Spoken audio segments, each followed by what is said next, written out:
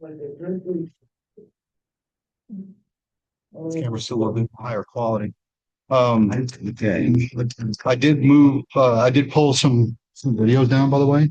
Yeah. And I've got them saved up. Okay. They're more recent than the ones Yeah, no. I've been talking about. No, I got a lot of them YouTube account already. I just have to make sure we're good. I'm trying. He's gonna win. All of them. Okay, go ahead and start. Hey, welcome everyone to the April 4, 2026 meeting of the College of Complexes. My name is Chris Laurent, and I'll be moderating this evening. I'd like to give everybody a quick rundown of what we're going to do. But first, we're going to go over the rules. No personal attacks and only one pull at a time. Easy enough to convey that way. All right, we're going to go ahead and let Charles give us some announcements, including discussions and some speaking opportunities. Take it away, Charlie. Okay, Charlie, go ahead. All right, bring the schedule up on the screen, please. We're doing. Everyone. Welcome, everyone. I think the meeting number 3,583 of the College of Complexes, the playground for people who think. Okay, scrolling up. There it is. 3,858. Okay, though I am not a capitalist. By the way, I should say that the rules are one full at a time and no personal attacks. And the format will be a presentation followed by question and answers. And these should be questions, followed by a remarks and rebuttal period. We should allow enough time for everybody tonight. And then at the end, the speaker's final comments. And again, although I'm not a capitalist, I will give an advertisement for our upcoming programs. April the 18th, in our tradition, and in conjunction with the Chicago Greens, we will be presenting our special Earth Day speaker on foraging for food in your neighborhood. The guy was out of work, lives in Chicago, didn't have anything to eat. So he started looking around his backyard and lawn and bushes in the alley and find things to eat. So this is very important with Trump in office, that we be able to find food to eat without having grocery stores, which all probably be closed. But no, this is a good program. Interesting group. Transitioning into May, we have our special May Day speaker, Professor Kim Sipes from Indiana University. In person, will be speaking on building a progressive labor movement today, background and going forward. This was about his forthcoming book. Okay, in May, then scroll up, please. May 16th. This is a very good speaker. Another person from Chicago, a company, representing a company. She's going to talk about the AI imperative and what we should do to save humanity regarding AI. She's recommending integration with the Chinese. And some other aspects of it. Anyhow, replacement robots and things like that. Okay, transitioning then into June. What about May 16th, Charlie? We just did that. All right. May 6th, we're going to have two presenters, presentations and debating the proof of God. One guy says they're undeniable, and Calvin is going to be joining us with an opposing viewpoint. June the 6th, theology will be the basis of the presentation. All right, scroll up, please. By the way, Dr. Reed is also an author of a book on the topic. On June the 20th, this is the Chicago regular, Michael Burak, who helped in the reorganization of the college. We'll be talking about national health insurance, Medicare, Medicaid, ACA, and what is left, and the movement for single payer, which is called Medicare for All. Okay, healthcare. Strolling then into July, we're not certain if the restaurant's going to be open in July 4th, but we'll see about that. Otherwise, the next open dates you can see are in July, August, and September. Okay, that's it. Thank you very much. By the way, if there's any announcements from the community, I have one tomorrow at 7 o'clock. Will be a Zoom presentation by Bernie Sanders' organization, Our Revolution. Zoom. Contact me if you're interested in tuning into that. They're running candidates on the left for election office to replace Republicans. Zoom on Monday, 7 o'clock. Contact me. Email and phone numbers on the website. Thank you, gentlemen. Take it away. Okay, go ahead. Thank you, Charlie. To remind everybody here present that tonight's discussion is going to be about the Political Integrity Project, and that's going to be presented by Mr. Daniel Lobo-Lewis, who's going to be joining us on Zoom, I believe. Yes, he's there. He's there. Thank you for joining us today, sir. Looking forward to hearing a little bit more on your discussion, especially with election seasons coming up. So please, without any further delay, please present your topic. Okay, Daniel, you're on. Okay, can everyone hear me? Yes. Great. So I'm Daniel. I live in DC. I actually lived in Chicago for 6 months or so, a couple of years in 2024, working at the Democratic Convention. And huge Chicago fan. I only spent time there in the summer, so I had the best part of it. But I think a lot of what we're doing is going to be very relevant to y'all, especially going through the Illinois elections. For folks on the ground there, you've seen what the impacts of unlimited money and big money in American politics can do. And that's kind of the name of the game with our organization. So to start from the top, I was born and raised in DC and sort of was steeped in the world of politics there, and more recently came to better understand that a lot of when you're in DC and you talk about any sort of corruption, the corruption that everyone in DC focuses on is only the corruption in the White House.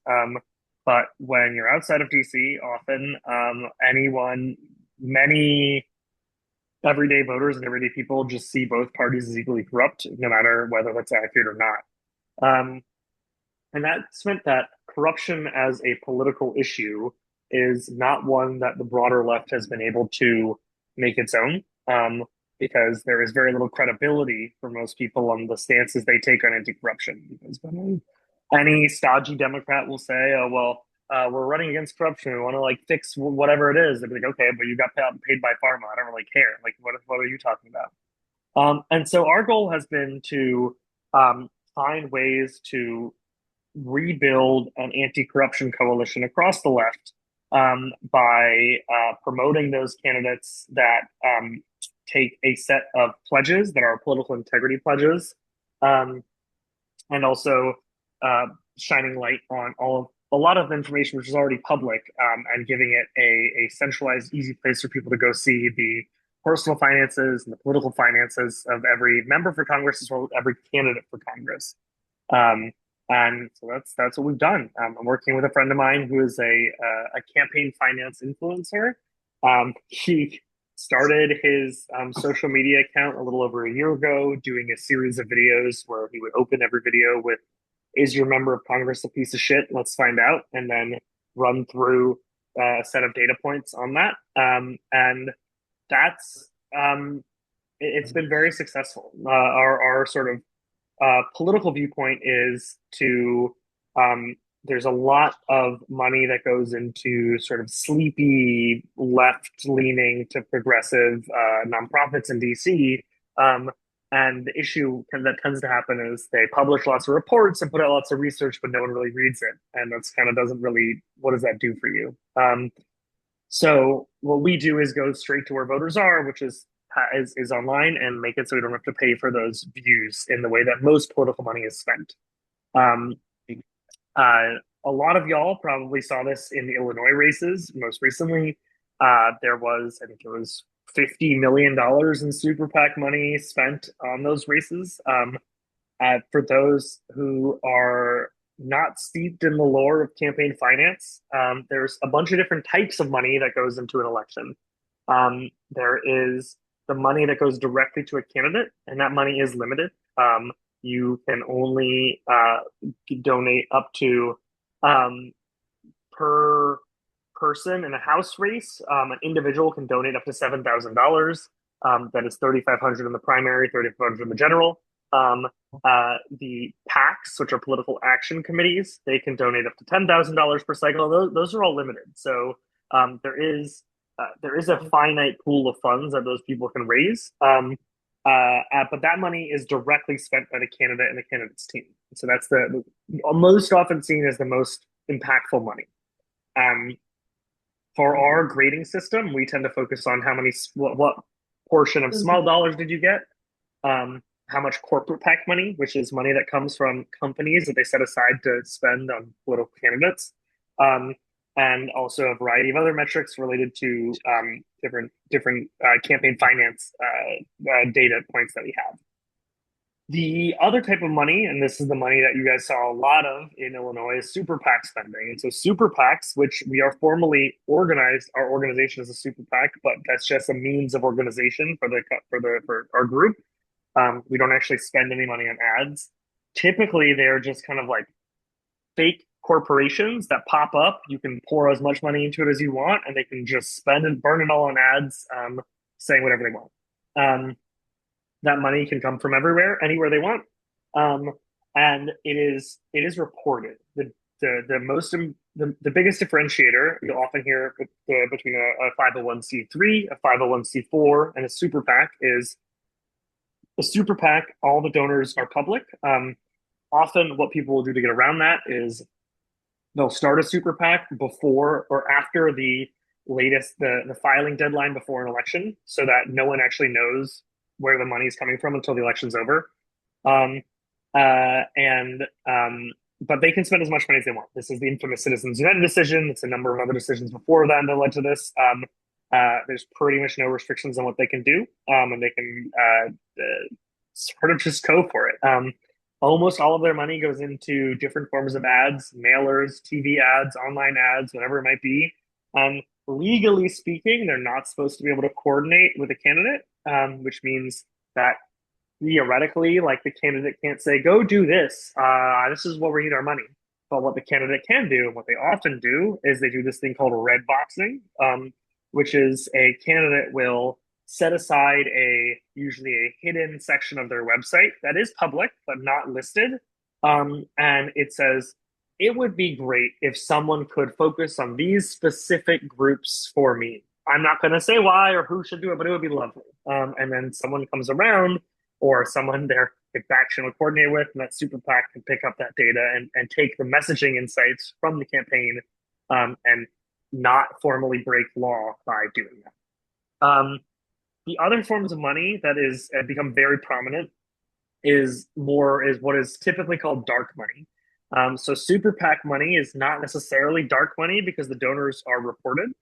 But dark money comes a lot of the time from C4 organizations. So a 501c4 is often, if you ever see an organization there could be an organization called Friends of the Earth and an organization Friends of the Earth Action.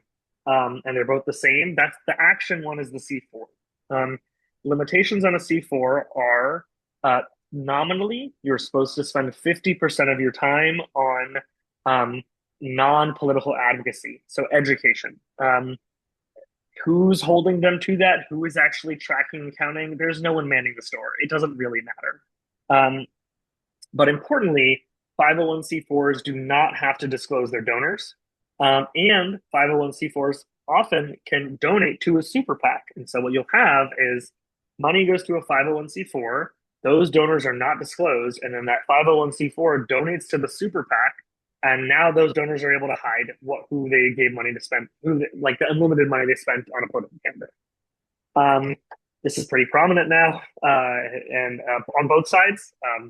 Tons of money goes in. And the issue, one of the difficulties that we have is that we, in our grading system for how we grade candidates, we do not negatively, at this point, negatively penalize them for having super PAC money spent on their behalf. Largely, we do that because it is not really their decision. You can't really go out, I mean, you can disavow a super PAC spending money on your behalf, but there's not much you can do, in the same way that for the candidates that take our pledge and they pledge not to take any corporate PAC money, they can refund that. They can send that back. And so that's what we're that's a line we have to draw there. The last type of money that I think is worth going into is earmarks. And earmarks are a new-ish way of raising funds. It's a system most often used by the pro-Israel lobby and AIPAC. And how that works is they will send out an email or whatever, a donation request for a candidate, but it's paid for by AIPAC. And so people then are donating to the candidate through AIPAC. It is earmarked through AIPAC. And what that means is that AIPAC can then get around its $10,000 limit on giving to a candidate per cycle by directing a lot of funds to those people through them, like formally through them. And so it's not the exact same as them giving the money directly from AIPAC, but there's a lot of similarities to it. And so you'll see a lot of people who, especially in the past few cycles, have gotten lots and lots of money from that. So our grading system works by tracking a couple of things. One is how much corporate PAC money did you take? Again, that's money directly from corporations. Two is how much individual stocks do you hold? As many of you guys probably know, there is no stock trading ban in Congress, so members of Congress can trade stocks as much as they want. The only limitation is that they're supposed to disclose what they traded within 45 days of making that trade. Really hard, really a big struggle for them. So we give extra points for folks who do not take any or do not hold any individual stocks. So that can either be held in a blind trust, a qualified blind trust, or completely sold off. And then we also do points for taking our pledges, which are no corporate PAC money, supporting a stock trading ban in Congress and not holding any individual stocks, supporting a bill to overturn Citizens United, and supporting a ban on lobbying for former members of Congress. There's tons of pledges that always go around every election cycle. The difference that we have is that we actually have a built-in online audience that we can turn against these candidates if they break them, and to use as a pressure tool to make them actually abide by these things. So that is most of our congressional work falls into those categories. We've also started doing some work on the executive side of things, and that is tracking the personal finances of every cabinet member, which are all public and published in the Ethics Office of Government of Ethics website. We just have to process the PDFs, as well as the major donations to the Trump-affiliated super PAC, which is MAGA Inc. There's been a lot of different quid pro quos that come from that, where people give them some money being tens of millions of dollars, and then get some sort of a nice kickback or payback. So that those are our two main projects. Our goal is, or our underlying thesis is that fundamentally, there are few issues that can expand the tent for the left, and one of those issues is anti-corruption. And unless the left, broadly defined, can make a credible stance on anti-corruption, they will not be able to claim that as an issue and use that to expand the tent. So that's kind of our goal, is to pressure folks in that direction and get new candidates in who do stand on that. Happy to answer any questions or dive into any other parts there.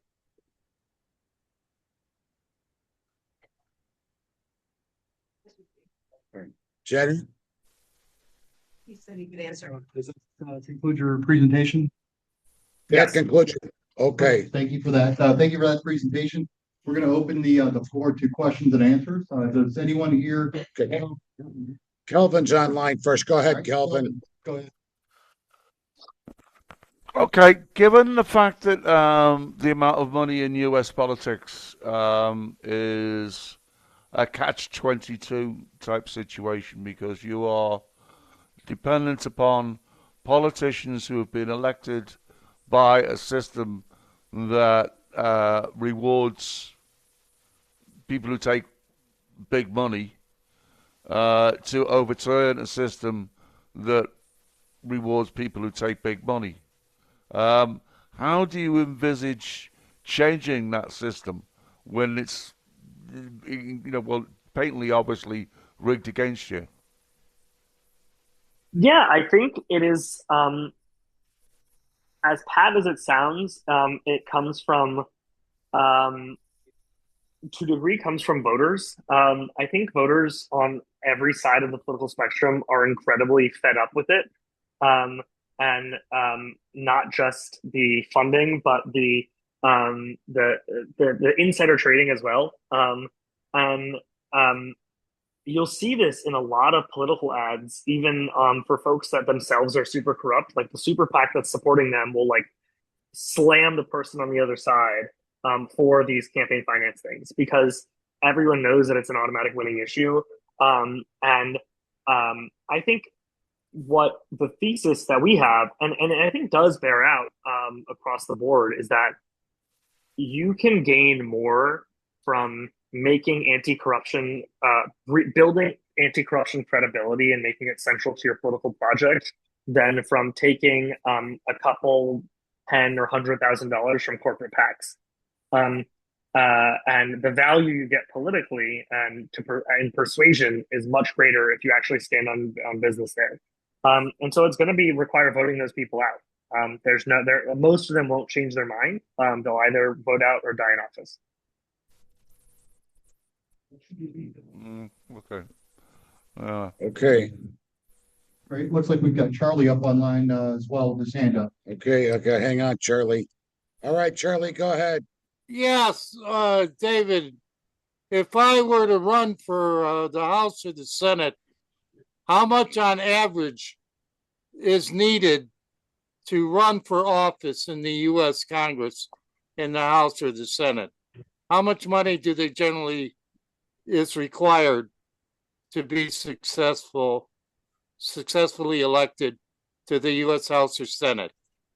I mean, it really depends on the seat. So the most expensive seats are competitive ones. But I think typically, if you're running in a House race that is like an average House race, you're probably raising around $1 to $2 million. Can come from a variety of different sources. But I mean, it is important that like political money has diminishing returns. At a certain point, no matter how much money, and you saw this with Michael Bloomberg, and you see with Tom Steyer now in California too. At a certain point, no matter how much money you spend, like if people don't like you, they don't like you.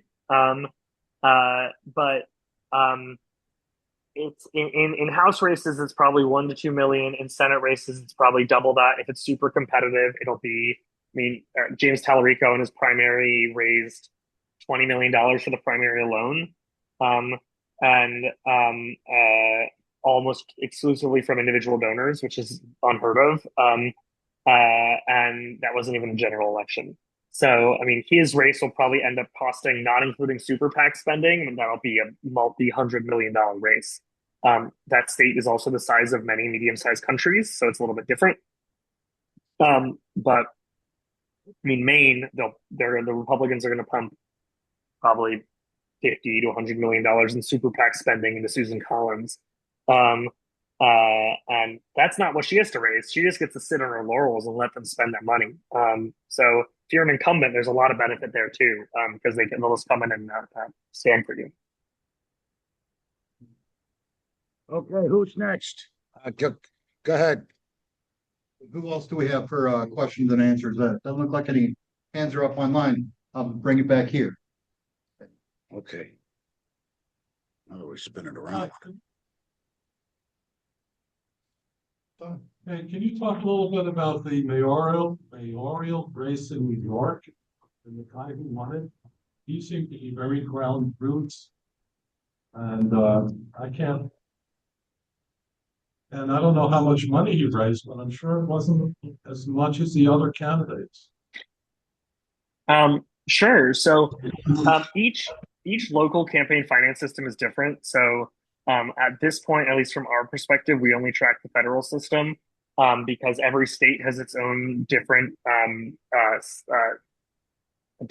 that processes political money, and in New York, and even some localities have different ones. So New York has its own campaign finance office.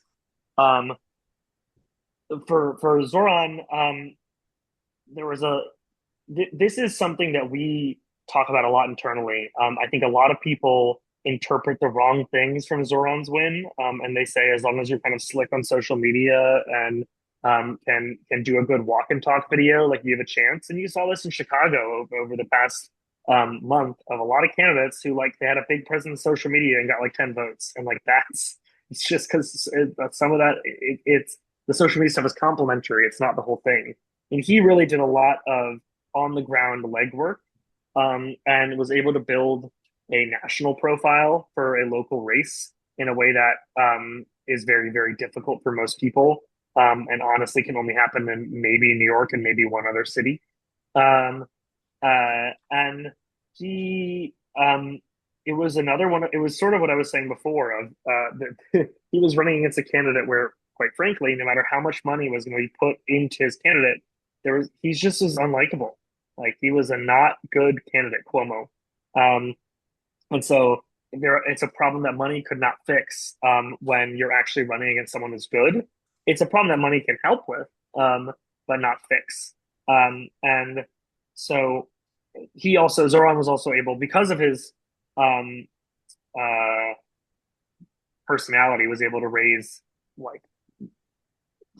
much more grassroots money than most mayoral candidates ever could. I think it was a combination of a very charismatic candidate running against a very bad candidate, and realizing that social media is a way of amplifying your message. It cannot be your message entirely, and being very, very firm about understanding that politics of you need to actually walk the blocks and not just talk into a camera. Okay. Okay, looks like Charlie has his hand up. Before we go to Charlie, anyone else here in the room? I've got one real quick. I'll switch to my camera real fast here. How in the hell did we elect somebody like Donald Trump? Is that the whole question? Yes, that's the whole question. Can you elaborate, please? I think so I worked on the Harris campaign for a couple of months. I worked at the Democratic convention. I think she was a very bad candidate, and people refused to acknowledge that. I think Hillary was also a very bad candidate, and it's very hard for mainstream Democrats to acknowledge that. And so we have, the broader left, if we want to say it, have run poorly two different races that were winnable, but just run them poorly, and run them with people that we thought checked all the boxes in a way that checked boxes only for a very small group of people. And that is hopefully a lesson we learn. And I think it is the 2028 Democratic presidential primary will be one of the messiest things in history because of that. Because there are going to be a lot of people who don't want to reconcile with that fact that the old Democratic Party needs to die, quite frankly. And there will be a lot of war that goes on between them. But we must, I mean, I think it's really important and something that is very hard to do, hard for Democratic operatives to do, is like point fingers and say like, you fucked up. Like we didn't lose because of you guys exclusively, but like you have to take some blame rather than just say there's nothing we could do. And I think there's a lot of that happens coming out of these races. Oh, there's nothing, like, the economy was just bad. There's nothing we could have done or whatever. Like that's never the case. There's always something you can do, especially running against someone that has a floor approval rating of 40%. The problem tends to be that floor for Trump is incredibly solid. We've only seen that floor moving recently, and it's unclear if it's even moving. But since he's run 10 years ago at this point, like there have been 40% of Americans that no matter what he does approve of him. And it's been very, very hard to get around that fact. As a corollary, I've heard it said that the main reason he was elected was he was white And male. and male. American white. No opinion. I mean, it's an argument. It's hard to prove. I don't have much of a pushback to it. It's like there's definitely something to it. I mean, it's not to say that a lot of the voters didn't vote for Kamala because of some form of racism. But I think to have that be our be all end all reasoning of why we lost an election is going to lead to really disastrous political results. That we need to take away a much more complex message than that. Okay. All right, looks like we've got Charlie online. All right, Charlie. Yes, David. It's often said here at the college that there's a conspiracy by big oil, oil companies, or pharmacies, big pharma, the pharmaceutical companies have bought control of Congress and are controlling law, rule, or regulation. Is that theory assertion correct? That big oil, for example, is like calling the shots regarding? Yeah, I mean, I think it is. I think it is probably not far from the truth in many ways. I think often what one of the bigger problems tends to be is that you often personally need to be fairly wealthy to run for Congress. There's a very a large number, an outsized number of lawyers and doctors and businessmen and bankers in Congress, because it's just an expensive thing to do, and you kind of like drop your livelihood and go do it. And so it represents a very different class, and those people are friends with lobbyists and they're friends with different forms of those businesses. But I think what tends to happen is, and it's not just oil, it's most industries, is that there's gridlock over an issue, and then something terrible happens in the country or around the world. Congress is forced to make a solution, and they come up with some roughshod solution that was handed to them by a few lobbyists who their like 10-year-old or 20-year-old staffers are able to draft, and then that is turned into a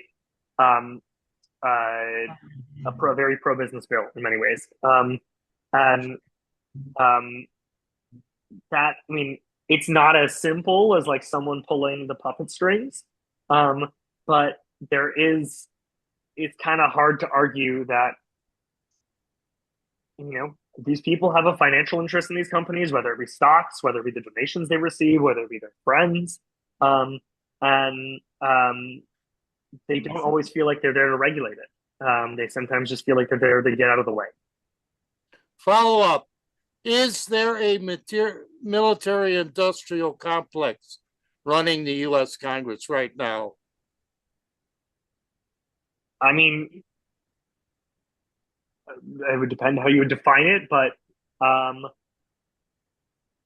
running is a strong word. Here's how I put it. When running makes it seem like there's a military industrial Congress holding Congress hostage to make specific decisions, when in reality, it is a lot of the people in Congress are very aligned with the imperialistic and hawkish ideas that come from the military industrial Congress, the military industrial complex.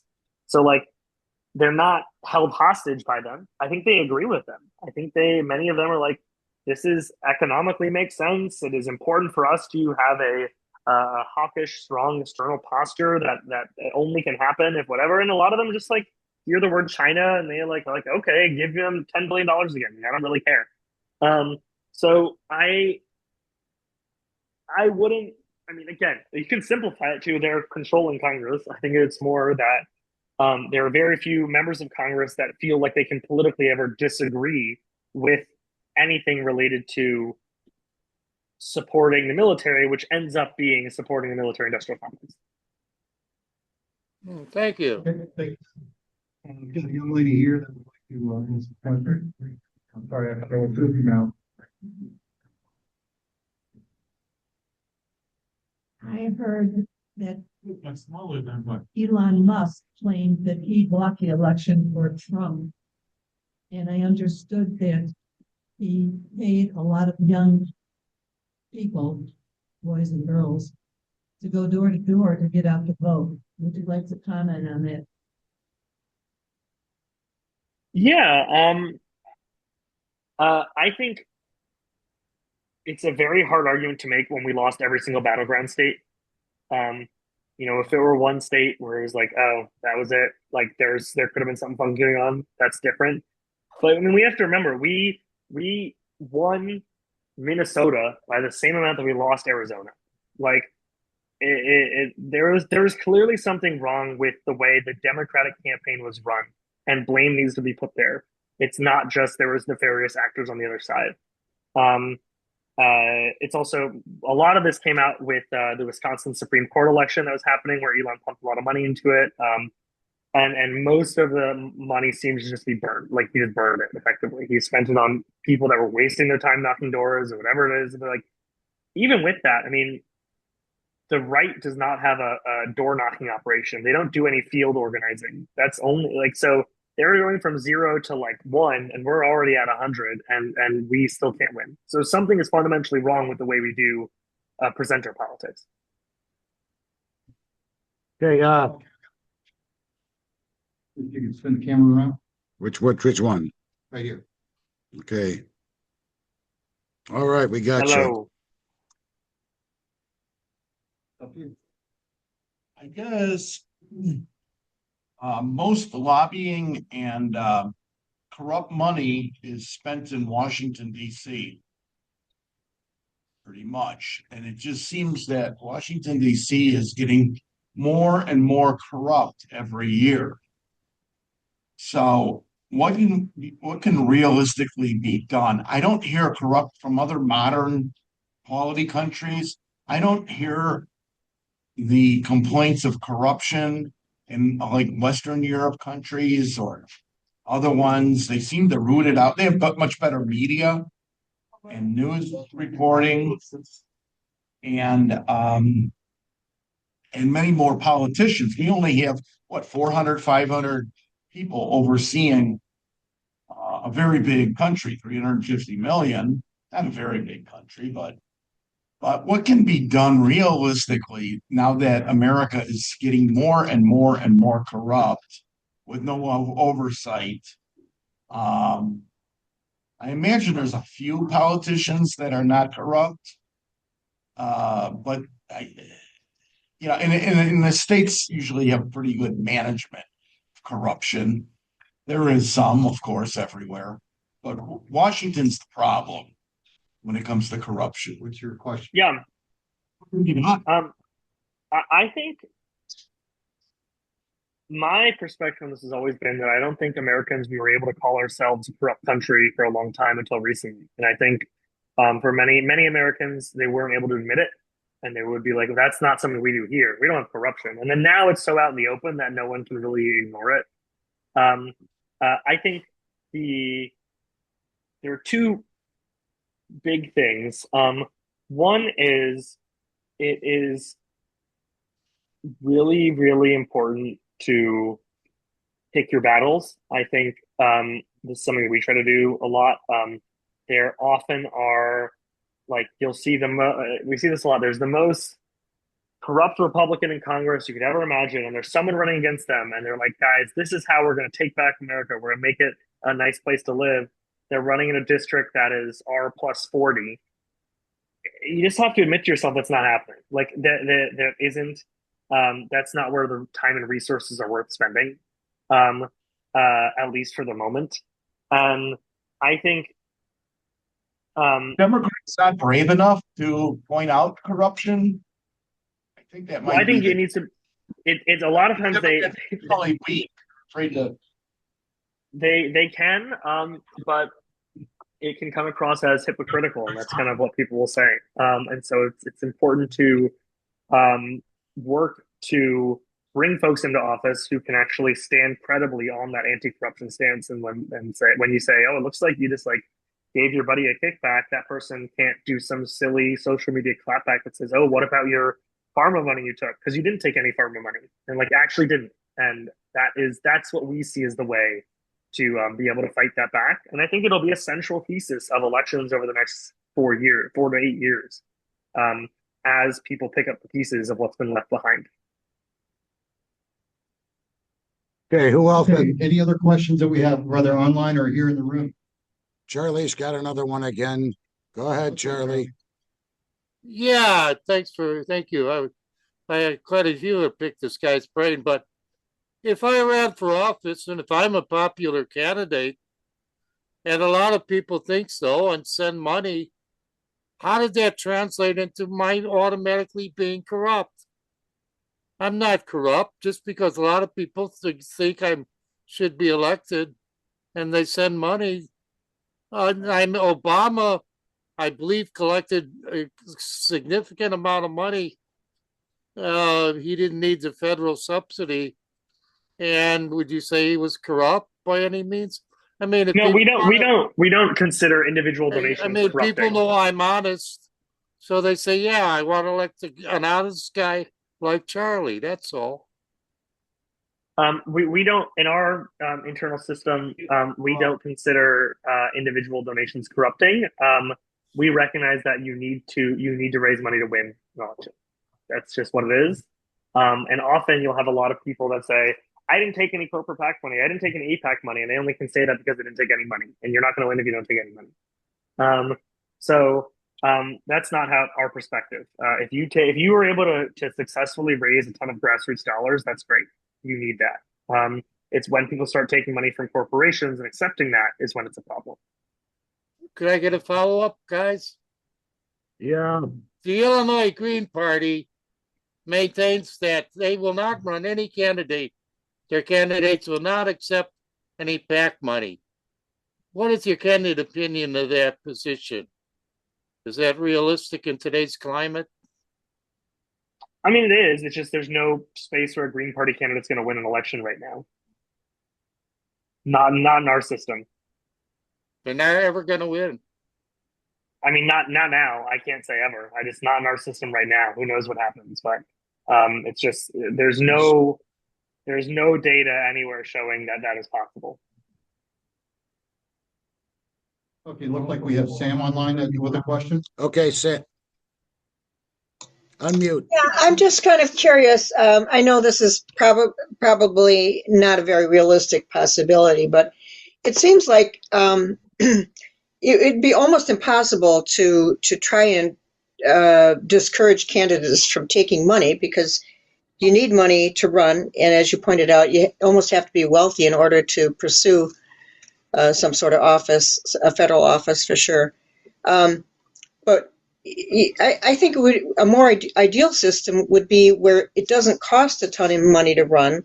Like somehow there should be some sort of cap on what is spent. And I can hear the libertarians screaming right now, and at the thought of saying, well, you can't spend money or get money for that. But it just seems like the money winds up being the corrupting influence, and it's hard for human beings to turn it down. If you can. Yeah. So Sam, that's a really good point. There are lots of other systems out there. New York has a public financing system that's very interesting, where they match funds depending on how much money you're able to raise, grassroots money you're able to raise. That has been very successful. That was part of the reason Zoran was able to win. DC has a similar system as well. So you can't, the max donation individual can give to Canada DC is like $50, and then there'll be a public matching there. And that is makes it so you don't necessarily have to have all this money coming in. You still have to demonstrate that you can raise some money, because that's going to be part of politics. I think there are other places in other countries where there are limits on how money can be spent. There's limits on the ways in which even what days you can be campaigning. There's in Spain, you cannot the day before the election, no one can campaign. It's just and you have to take down all your posters. You as the candidate have to do that, or you'll be fined. There are tons of other ways in which this works. We just need to be willing to do it. And I think the hope is that with an anti-corruption coalition, you can build a broad enough tent that you can build a big enough majority to make some of these sweeping changes, because otherwise it'll just be a recurring issue. Okay, Okay. Do we have any other? anybody else? Do we have any other questions here in the room? All right, I guess we're gonna go to rebuttals then. Right. How many rebuttals do we have online, and how many do we have here in the room? Okay, looks like nobody's stepping up yet. Looks like Charlie's got. Charlie, okay, we're gonna go. Since we do have some time, I'm gonna give everybody about 8 to 10 minutes. Okay. Go ahead, Charlie, you're the first one. Charlie, you're up. Yeah, first of all, I'd like to thank David and his pals for their efforts to bring transparency to our political process. I'm personally not adverse to the requirement of fundraising for campaigns. Here we see many candidates come through the college who exert little or no effort and expect to be elected. Ernie. Ernie, please mute your channel.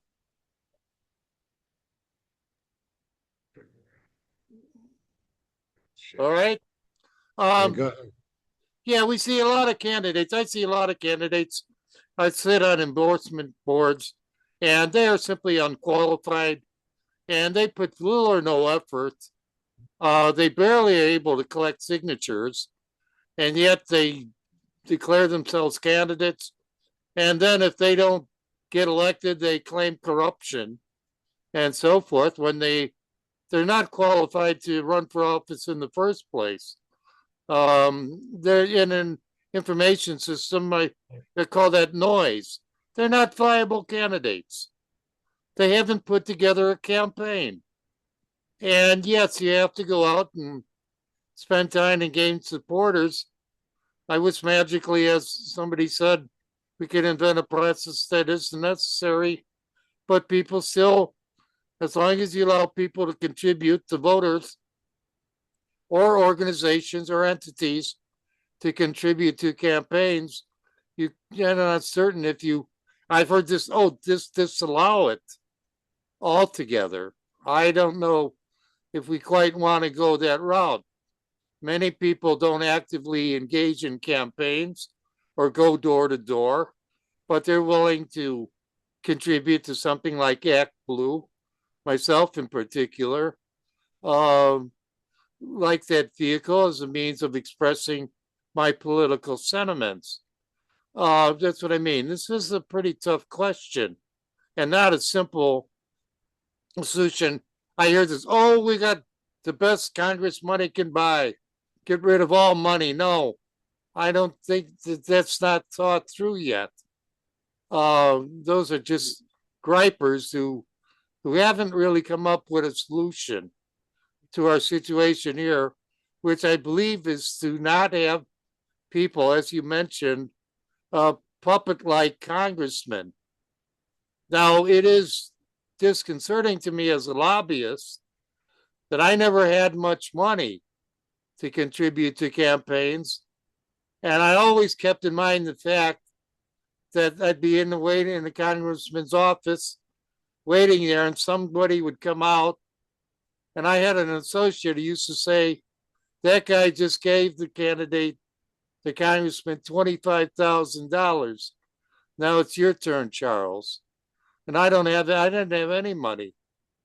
So yeah, that's not a system that we can embrace when two people go in to see a congressman and I have to plead the case or somehow come up with some sort of arguments why they should support my issue on its merits versus, but yes, purchasing influence does corrupt and no doubt leads to an oligarchy type of operation in which the wealthy will be influential, is what we're talking about.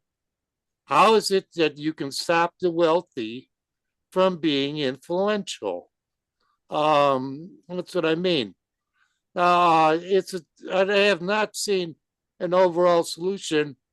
I hope your organization could come up with some positive actions that might result in, I'm not even certain if there's any reform legislation in progress in that regard.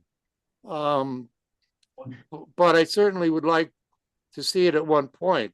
I only have 2 points, and I've covered the first one. The second one is regarding your database, and I must apologize because I have not looked it up yet.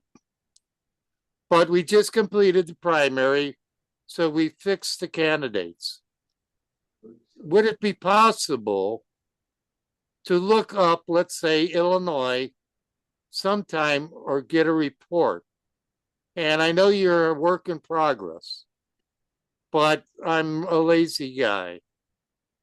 And I would like to call up, ideally, now this would take a lot of work, and it's very easy to assign work to somebody else.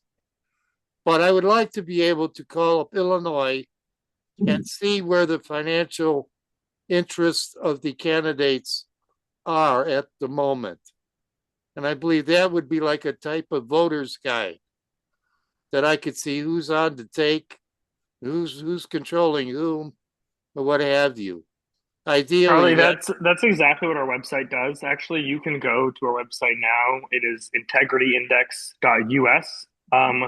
And you can go to Illinois and you can see every candidate and member of Congress from Illinois, where their fundraising money was from, where their personal finances and stock holdings are, and then what super PACs spent on them as well. So that's kind of the bread and butter of our work here. Okay, well, you did it. Thank you very much. And I will, in fact, look at it and pass that on. And I thank you for your efforts in this regard. You did exactly what I seek, I appreciate it. And I'm sorry, guys, my computer is about to die. I did not charge it well enough, and I am not near a plug now, so I actually do have to run. I do really appreciate you guys taking the time. And if anyone has any questions, they're feel free to email me. I think Charlie has my email as well.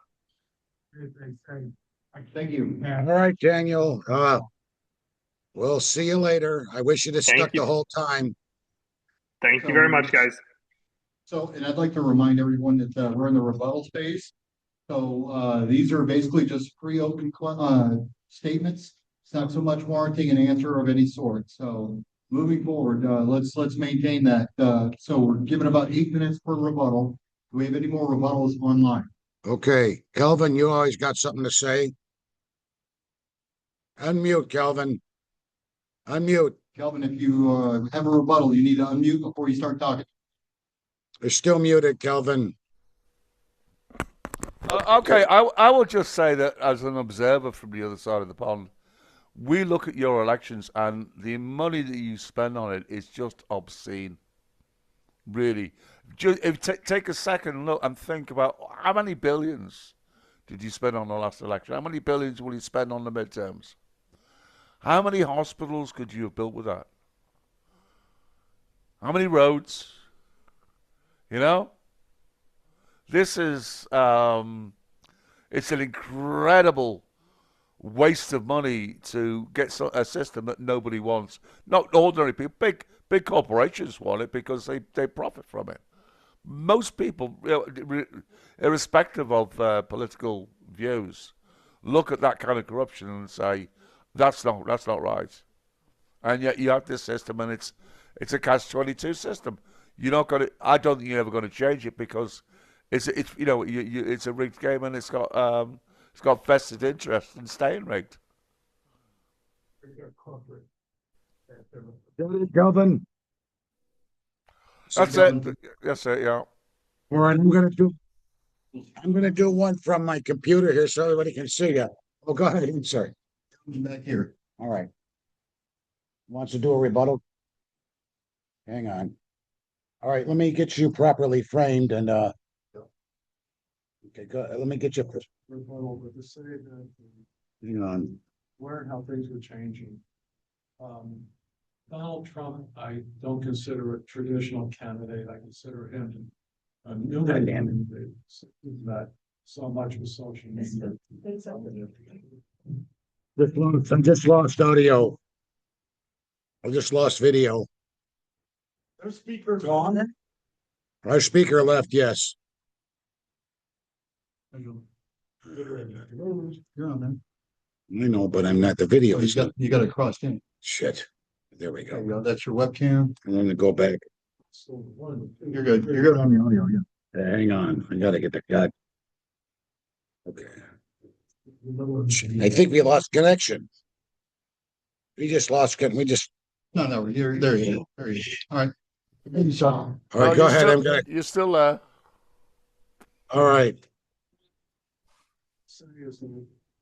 I think Donald was like from the 90s to today, just a media person. And I think that right there. The game show host and Saturday. We just had a race in Evanston for the congressional office of Sanowski. Jankowski. The person who came in second is also a media person. Her significant other is the runs the Onion, the old magazine, which is coming back to life, and she came in second without spending much money, without having incumbent support, she just did a social media campaign. And then we have the way the race was run in New York. And then, of course, there's Bernie Sanders and the way he's been running things probably without much money. I think that the traditional parties are so in the past, so fighting the last wars and running the last generation campaign. That it's that seeing them just it's like what I'm seeing is that there's something that we saw like when Kodak, which Kodak invented digital cameras, but they didn't pursue digital cameras because their business was film. And then Sony came, and Sony pursued digital, and film has gone away. And Sony became the world. And digital became the world. And I think we have the same thing going on with electric cars. Yeah. Young lady, could you move out of my way? Young lady. What are you talking about? Never mind. It's taken care of. And so what I'm saying is that I think the same thing is going to happen with oil and autos. It's like the Chinese are making wonderful, affordable electric cars that they're selling all through South America, Europe, and Australia, New Zealand, and India. And we're not allowing it. It's like, no, because they're Chinese. But it doesn't mean that we're gonna, that our oil companies will survive if they can't sell gasoline gas cars elsewhere. And so what I'm saying is, there's so many things that are changing in the world we're leading up to, and not to mention artificial intelligence and all the people that are getting it off. There is so much happening. And it's nice. I'm thinking that the world, even the political landscape, is not going to be, the model isn't the past. The model is the future. The model hasn't even been born yet, but the model is certainly not the past. But even having said that, there's way too much money and not enough voters showing up at polls. Okay, thank you. Okay. I'm gonna do one now. And right now we got Tim Bolger, our very own Tim Bolger. He's gonna step up front. I got you. Okay, good. All right. And he's got a rebuttal now. I think this is gonna be good because I think this is what's gonna get to the crux of the matter real quick. Are you gonna read to us?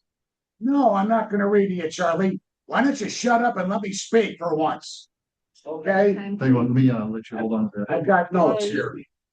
I've got some. All right, I got some notes here, but we'll be taking to it. You know, the biggest thing is, you know, we got to imagine a society today where truth, where the most electable candidate is one who can tell a story rather than one who has reason or governing ability. It's where popularity defeats wisdom. And this wasn't just a warning about today. It goes back 2,000 years. Plato himself said it well over 2,000 years ago. In his Republic, he had a deep skepticism about democracy, not because he hated freedom, but because he feared what freedom would become without discipline. He believed that democracy could collapse into a chaos when, for example, voters were driven by impulse instead of reason, which is why I think we got Mr. Trump. Leaders become performers instead of thinkers, which kind of explains why we had the actor Ronald Reagan become president. And truth is replaced by persuasion. In Plato, in his book, Democracy Had a Fatal Flaw. It assumes that all opinions are equally equally informed. And when that happens, it slides towards instability and eventually tyranny. If we look around today, for example, we live in a vast information age, one where we are informed, we can get anything, any time, we can get almost anything we want, whether it be crap, whether it be porn, whether it be informed books from the university, the libraries, or the Congress. It's all available online. And something that has to happen. Misinformation spreads faster than facts. But it too is not a new phenomenon, because when we were out in the newspaper industry in the 19th century, for example, the 1800s, you had plenty of partisan politics. Whole newspapers were developed to partisan organizations. And it wasn't until 1898, with the sinking of the Maine, and that started the Spanish-American War, that the idea of getting some kind of good journalism came through. Elections are now influenced by viral content and not verified truth. You could also keep the same back into our revolutionary times. Our revolution sometimes is not done by verified truth, but by pamphleteering. And candidates today are often chosen by charisma over competence. It's no wonder why Trump came in, because he's a flim-flam man. He does nothing but convince people of his stuff, and he's a carnival barker. Plato himself feared where the loudest voice wins. That system really looks familiar. But now, what is exactly is election reform? It's not about choosing sides. It's about strengthening the system itself. If Plato were alive today, he wouldn't just criticize democracy. He would demand that we improve it. How would we do that? Well, I think we already know in a lot of ways when you think about it. Plato believed that governance required knowledge. Civic education that actually teaches how government works, clear, nonpartisan voter guides, and transparency in political messaging. A democracy is only as strong as the understanding of its citizens. We also have to know, too, we have to somewhat demand higher levels of standards of leadership, stronger debate standards, not just the platitudes we see in the air all the time where candidates actually answer a question and try to do the best they can to do it. And if they don't know, they say they don't know and try to maybe give them a chance to get back. We don't need these congressional hearings now where Pam Bondi says, oh, well, what about in your district and you did this? That's ridiculous. We need transparency in qualifications and records, which means every time a candidate goes up for running, what is his record? What is voting? You get a lot of that online now, and I think our speaker tonight had a lot to have things. And then for something else, we need systems that reward substance over spectacle. Is the guy actually qualified to govern? You see, Plato worried about majority rule without reflection. Modern form reforms to help this out would be ranked choice voting. It reduces extreme candidates, open primaries where you're not in the partisan deal, and independent redistricting, no gerrymandering. These won't weaken democracy. They'll probably stabilize it. Plato wasn't anti-democracy. He was against unthinking democracy. He believed freedom must be guided by wisdom, that systems come with responsibility, that systems must evolve or collapse. To strongly close in this thing, I think I'll go back and give you some of the words of Benjamin Franklin. A republic, if you can keep it. Thank you. What's a plastic bag? Thank you, Tim. Do we have any more rebuttals here in the room or any online? Okay, you want to step up this way? Yeah, go ahead. Give the rebuttal up front. All right, so we're waiting on our next rebuttal to come up to the front here. I think I will add a rebuttal at the end before we close it out. Okay. In lieu of our closing remarks from the speakers. Me? Okay. Go ahead. All right. Obviously, we got to bring back the fairness doctrine. That was eliminated by Reagan. Not one of his better decisions. So everybody knows how bad the media is in America now. Corporation control. One side, left talks their stuff, right talks their stuff. There's no discourse. They talk to their group. They talk to their group. Misinformation is not. It's in the bud. So the fairness doctrine is about if you're going to have public broadcasting or commercial broadcasting, you got to get both sides of the story.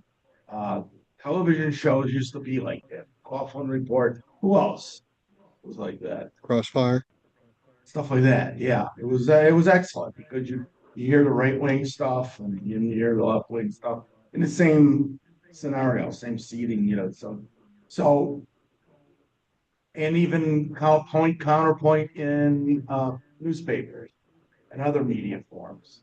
But now then, so obviously we got to bring back the fairness doctrine because it's just that. Second point I want to make is that I've been communicating quite a bit in Europe, more modern European countries. And they don't have complaints about. I asked folks there, corruption in your government. America has lots of corruption and criminals in government. Washington, D.C. controls all the money and can't be trusted. And we have these good and bad lobbyists, but it's very scary. And they're like, no, we have very good media here in our country in Europe. Keeps an eye on everything. Everything. I go, yeah, in America, we don't, it's laissez-faire. And then they said also, and I agree with them, we have lots of politicians watching what goes on. I go, yeah, well, in America, we have 400 representatives, and it's been 400 for 100 years. And our population was 100 million in 1920. And now it's almost 350 million. So it's tripled. Is that right? Somewhere mad. It's not there. And we still have the same 400 dudes, girls running the country. So what? Something doesn't jive when when we obviously need more people watching what the hell's going on. No, we don't. Okay. Hey, let him finish. Well, you get a time to do your rebuttal. He did his Mr. Government, but they say rarely do we have corruption or problems in the government because of our excellent media sources. I go to look at the newspapers, daily newspaper.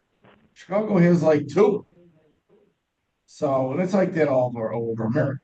And then television news is a complete joke in America. Probably from fairness doctrine, but just corporations controlling. And it's just a shame. It's just between the media failing us and then corruption failing us. I didn't hear half what this dude's name was. Whatever his name was. Daniel Lobo-Lewis. Daniel. Yeah. He talked too fast. I get nervous if people talk too fast. You throw a lot of words out there. Talk slow when you're on the trail. So everybody can hear and understand. Okay, grazie. Thank you very much for your rebuttal. Do we have any more rebuttals online or here in the room? Any other rebuttals online or in the room? Okay, Chris, I guess you're on.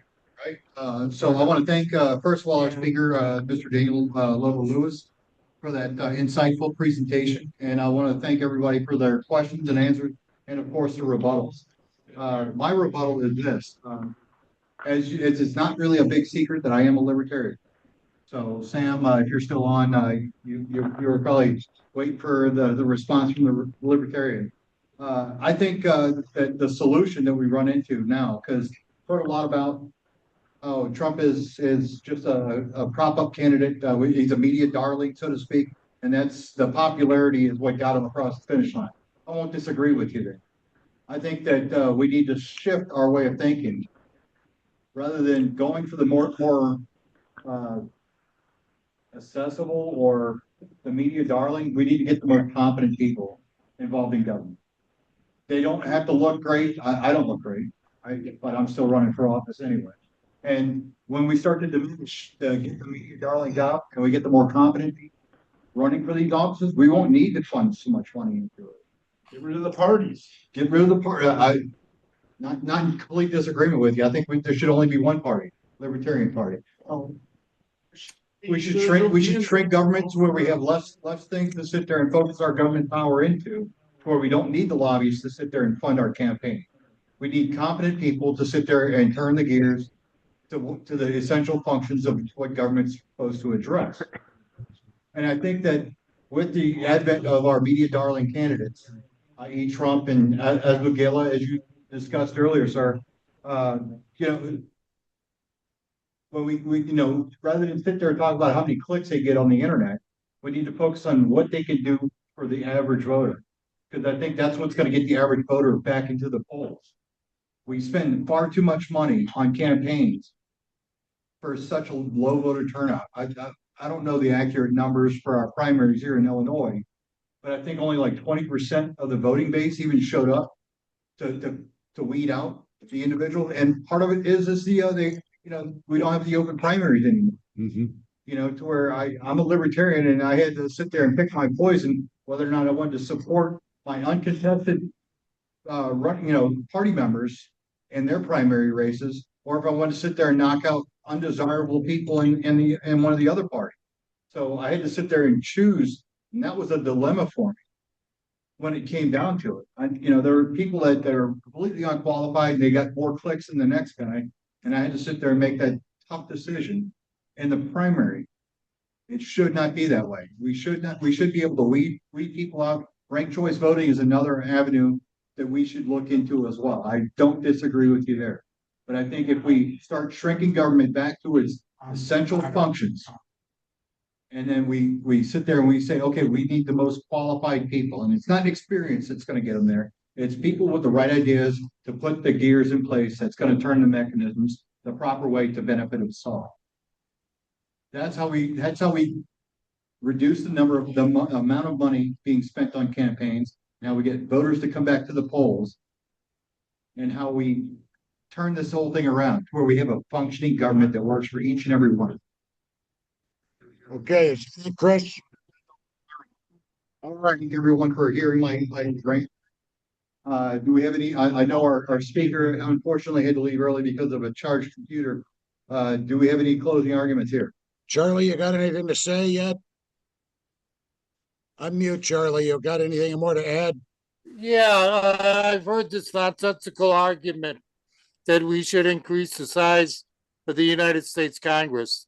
Modern communication has made it possible to even have less members of Congress, not more. Another correction is, you could increase it a small number, but the way you want to add is you want to increase the number of staff members that a member of Congress has. If you want to have responsive government, the real area they need are personnel. That is where the essence is, and they can assign people as subject matter specialists within each congressional office. And that is the real solution in terms of changing the infrastructure of government. Instead of just saying, oh, we just add a bunch of new people. A bunch of new people might be not dumbbells. That's not a solution. They want to have, that's what I mean. When you want to have legislation affected, you have to deal with the staffer that is responsible for that subject in the office, and see if they're up to date on it. And if they have somebody that's cool and knows the issues, you can talk with them and deal with them and debate issues like this. There's nothing wrong with our media, by the way. I don't think there's anything wrong with the media. We have more media today than you did before. I mean, at one time we only had 3 networks. Now you have the internet, a countless number of podcasts, and you go beating up on the media and something like this. I don't understand this at all. What you have more political commentary you're exposed to than ever before, and if anything, the role of the media is diminished. Now those are the qualified professional reporters, and to tell me that qualified reporters are corrupt is not going to fly. You're not going to have that corruption, and to tell me that media people are corrupt and influence and so forth, and this other conspiracy theories of things like that. The media is just too broad and expansive. Now there is consolidation, as there are in many industries, and whether or not they're controlling the message or not, has not been proven. But to control the media or something like this, that's a whole nother topic. and certainly is an element of the political process that possibly should be looked into. But as it stands, the media platforms are, the one thing that I found regarding the media that criticism is that the social media is very difficult or stringent in terms of accessibility. That's where the real problem is. If there's uniform accessibility, that's fine, but that's not the case with social media. And other candidates have expressed that. That's all. Pretty good program. I recommend everybody take a look at their website and see if you want to support the organization. Good job, guys. Thank you. Thank you, Charlie. Okay, we're going to close out. I want to thank everyone, online and here in the room for attending meeting number 3,858, presented by Daniel Lobo-Lewis, and that was a political integrity project. Thank you. We are adjourned. Okay.